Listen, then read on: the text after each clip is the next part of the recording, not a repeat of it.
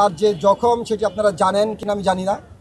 তার দেখা গিয়েছে যে তার নেজাল ফ্র্যাকচার এবং তার হেড ইঞ্জুরি আছে, এবং গতকালকে তার হেড ইঞ্জুরি সেটা নিউরোসার্জন তারা দেখেছেন যে ব্রেনে যে রক্তক্ষরণ সাবঅ্যারাকনয়েড স্পেসে তার যে ব্লাড জমা হয়েছে সেটি দেখেই তারা কিন্তু তাৎক্ষণিক এই ঢাকা মেডিকেল কলেজের আইসিইউতে ভর্তির জন্য অ্যাডভাইস করেন। এবং সেই স্ক্যাল্পে তার যে ফ্র্যাকচার এবং নেজাল ফ্র্যাকচার, তার নাকের যে বোন সেটি ভেঙে গিয়েছে, সেই জন্য তাকে নেজাল প্যাক দেওয়া এবং তাকে অক্সিজেন সম্বলিত একটি আইসিইউর একটি বেডে এবং সেখানে চিকিৎসাধীন আছেন। আমি অ্যাজ এ ডক্টর হিসেবেই আইসিইউর যে ডাক্তার তাদের সাথে কথা বলেছি এবং তার ডান চোখে রক্ত জমাট বাঁধা দেখেছি এবং তার ডান চোখটি সে খুলতে পারছেন না, এবং তার নেজাল যে ফ্র্যাকচার আছে সেখানে প্যাক দেওয়া আছে, যার কারণে সে শ্বাস প্রশ্বাস নিতেও তার কষ্ট হচ্ছে। এবং সে যে তার যে স্বাভাবিক যে চলাচল সেটি কখন হয় সেটি বলাও খুব মুশকিল, এই কারণে সেটা ডাক্তারাই ভালো পরবর্তীতে বলতে পারবেন যে তার যে চিকিৎসা সেটির জন্য।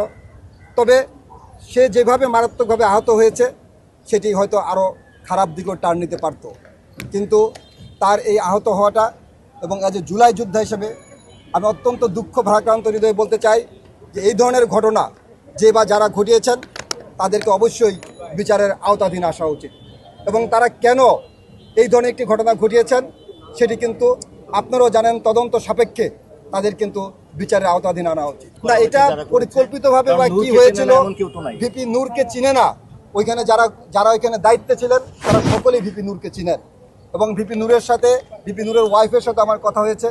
কারণ ভিপি নূর যেদিন অ্যারেস্ট হয়েছিল সেই জুলাই আন্দোলনে ওই ভোর রাত্রে তার ওয়াইফের সাথে আমার কথা হয়, এবং আমাদের দলের ভারপ্রাপ্ত মহাসচিব আমাদের দলের মহাসচিব তিনি কিন্তু তখন তাৎক্ষণিক সকালবেলা একটি ব্রিফিং করেছিলেন, আপনাদের মনে আছে, আমি তাকে ইনফর্ম করেছিলাম।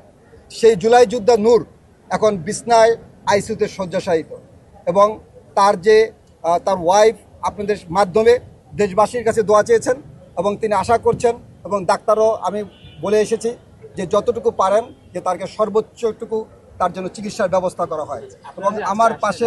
এবং আমার পাশে যে নিউরোসার্জন ডাক্তার জাহিদ তিনিও আছেন, জাহিদ রায়হান, তিনি প্রফেসর জাহিদ রায়হান, তিনিও নিউরোসার্জন, তিনিও আমার সাথে ছিলেন এখানে, তিনিও দেখেছেন। দেখেন, আমি এই যে দলের স্বাস্থ্য বিষয়ক সম্পাদক হিসেবে এখানে এসেছি, এটা আমার একটা ডাক্তার, এটা আমার একটা দায়িত্ববোধ থেকে, যেহেতু আমি নিজেও জুলাইতে নুরুর সাথে অ্যারেস্ট হয়েছিলাম, এবং আমার মনে হয়েছে যে একটা দায়িত্ব জ্ঞান থেকে এখানে নুরুর পাশে দাঁড়ানো উচিত, সেই হিসাবেই আমি কিন্তু এখানে এসেছি। সেই সিটি স্ক্যানে দেখা গিয়েছে যে তার মাথায় রক্তক্ষরণ হয়েছে, এবং তার যে স্কাল যেটা ব্রেন যেটা আমাদের যেটা মাথার যে হাড়, সেই হাড়েও একটি ফ্র্যাকচার দেখা গিয়েছে। ধন্যবাদ আপনাদের। আচ্ছা, আমি একটু সাপ্লিমেন্ট করি। ওনার মাথার যে রক্তক্ষরণটা হয়েছে এবং ওনার স্কাল বেস ফ্র্যাকচার বলা হয়, নেজাল বোন ফ্র্যাকচার, এটা কিন্তু সিভিয়ারেস্ট ফর্ম অফ হেড ইনজুরি। মাথায় আঘাত যে সর্বোচ্চ পর্যায়ে যে আঘাতটা হয় সেটাই কিন্তু ওনার হয়েছে। উনি এখন কিছুটা ভালো আছেন, হয়তো ওনার বয়সের কারণে। ওনার যদি আরেকটু বয়স হতো আমরা হয়তো একজন মৃত ব্যক্তিকে পেতাম। ওনার সাবঅ্যারাকনয়েড হিমোরেজ হয়েছে। সাবঅ্যারাকনয়েড হিমোরেজটা হলো মাথায় আঘাতের সর্বোচ্চ চিহ্ন, সাবঅ্যারাকনয়েড হিমোরেজ, এটা ওনার হয়েছে।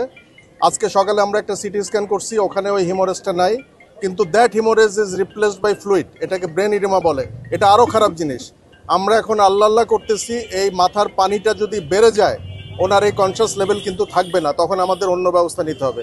আরেকটা জিনিস, সেটা হলো ওনার রক্তে সোডিয়ামের পরিমাণ কম, যেখানে 135 থেকে 45 থাকে, ওনার সোডিয়াম কিন্তু কমে আসছে 121। 121 is a very bad sign for subarachnoid haemorrhage. তো আমরা ভালো মন্দ কিছুই বলতেছি না, আমরা সর্বোচ্চ সার্ভিস উনি এখানে পাচ্ছেন। আমাদের স্বাস্থ্য বিষয়ক সম্পাদক সাহেব আসছেন, এটাকে আরও পটেনশিয়েট করবে। এখানে একটা বোর্ড করা হয়েছে, বোর্ডের মেম্বাররা যথেষ্ট আন্তরিক, ওনার সার্ভিসের ব্যাপারে কোনো সমস্যা নেই, উনি এখনো পর্যন্ত আশঙ্কা মুক্ত, কিন্তু ওনার